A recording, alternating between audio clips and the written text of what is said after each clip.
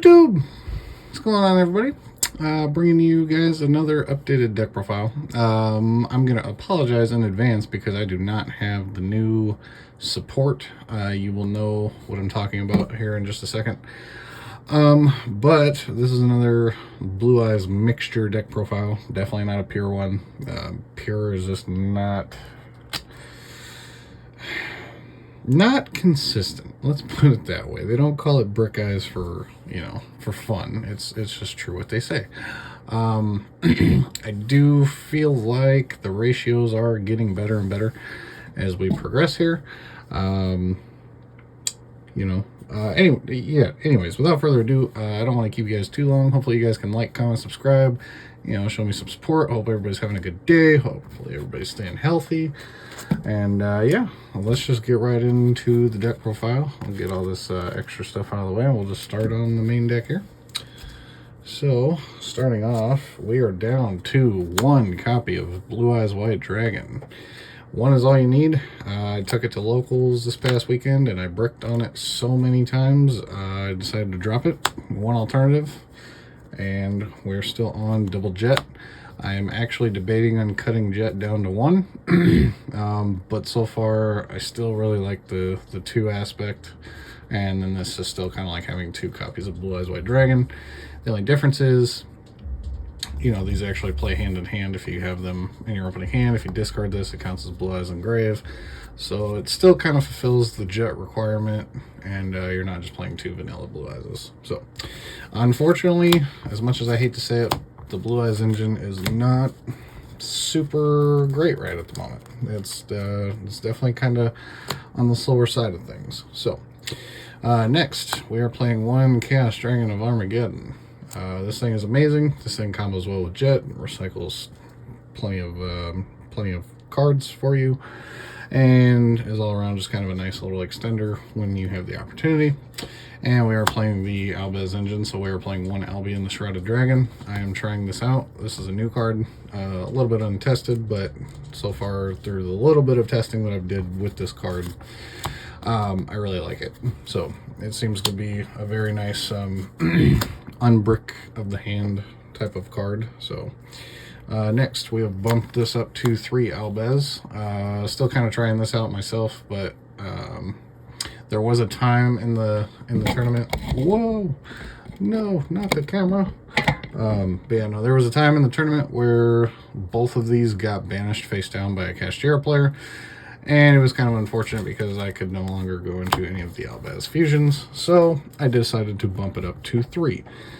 And we are playing the one Blazing Cartesia. This thing is amazing. Pretty much polymerization, special summon, free tuner, free recyclability. It does everything that you kind of want it to do. So, and this is what I was talking about. I do not have the new support yet. I don't even know how much of it is really relevant yet without playtesting. I will say the new Albion Fusion looks pretty dope. I might try to pick that up. Anyways, one Dark Magician, basically Dragoon, and then we are playing the Souls and Illusion package to combo off with this.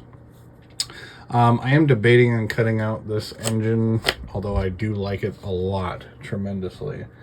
But if I do, I'm probably going to start playing Prosperities, just because I feel like Prosperity could be really nice, or could have been really nice.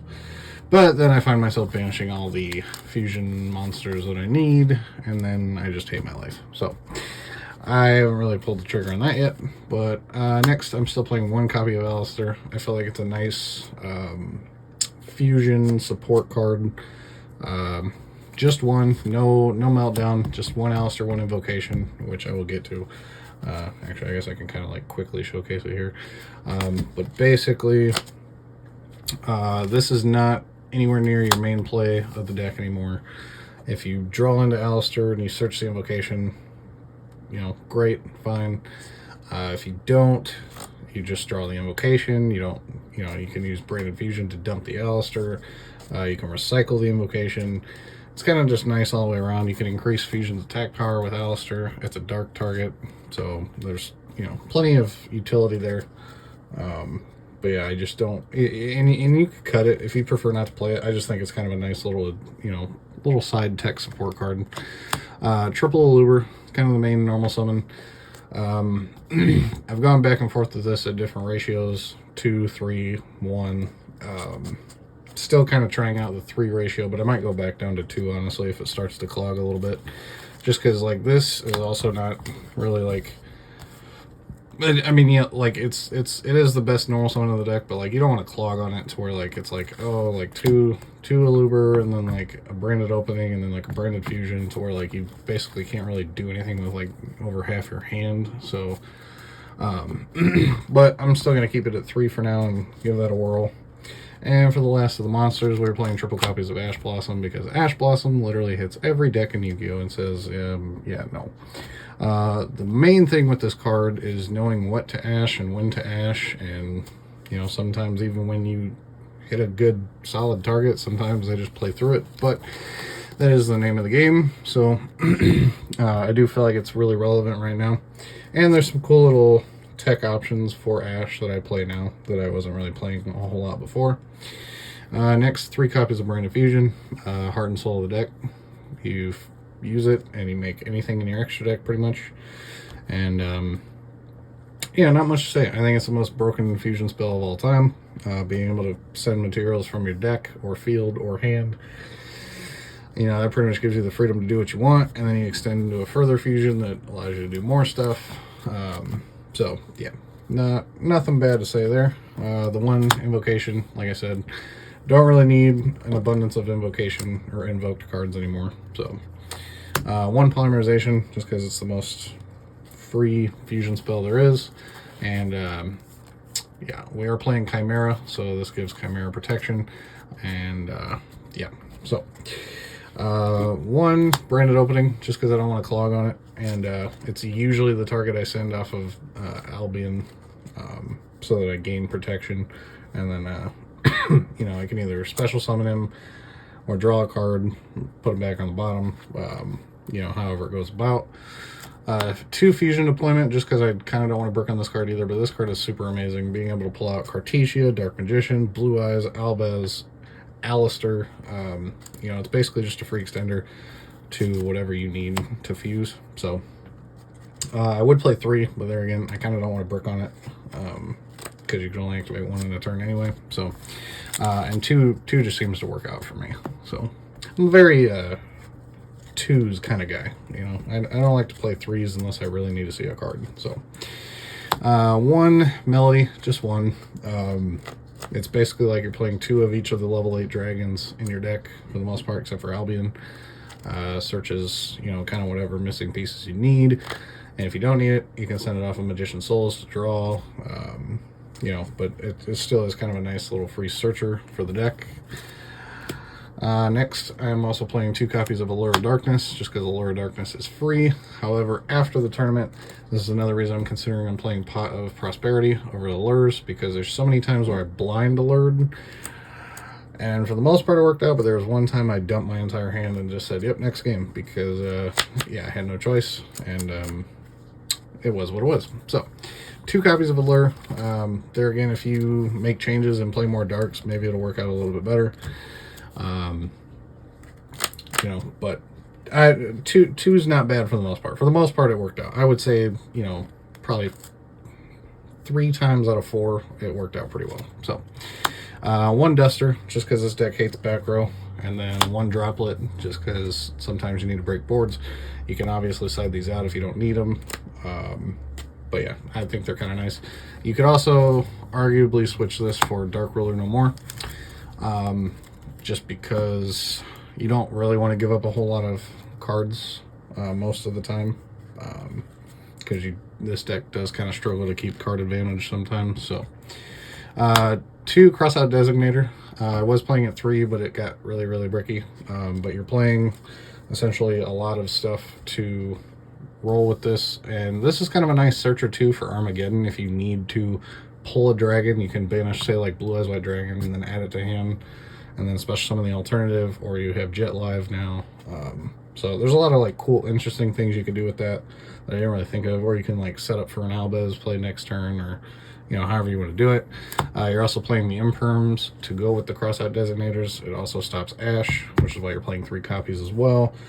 I'm playing one evenly and also one D-barrier, kind of for the same reasons. I would say evenly matched, just because it's really, really good right now for a board breaker of many different decks. And the D-barrier is really because I got hit with D-barrier so many times. I'm like, okay, I need a way to negate and stop this card. So, yes, but that is it for the main deck. It is an even 40 cards. And if not, I don't know how to count and I'm fired.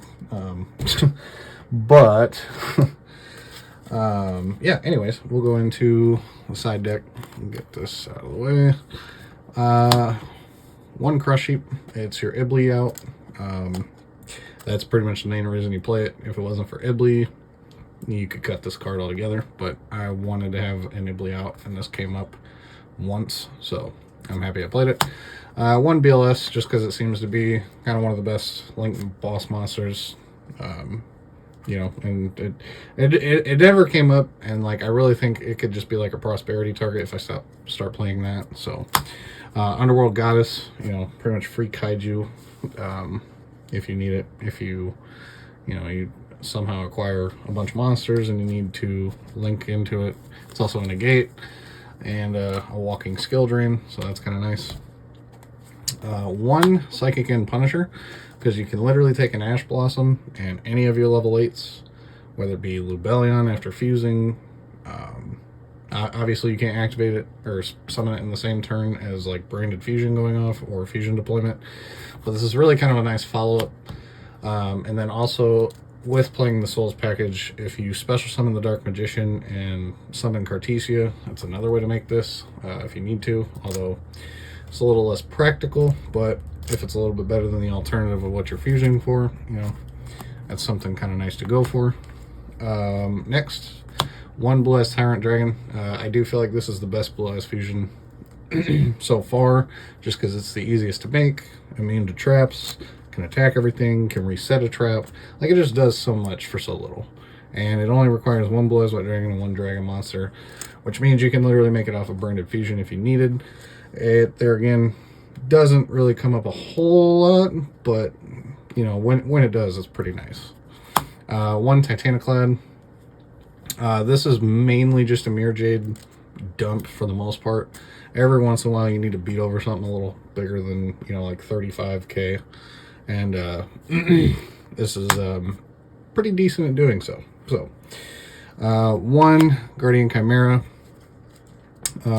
One thing that I notice a lot of people like to talk about, or at least in some of the profiles I was watching on like Branded Despia, is that they'll like to make Chimera off of Cartesia.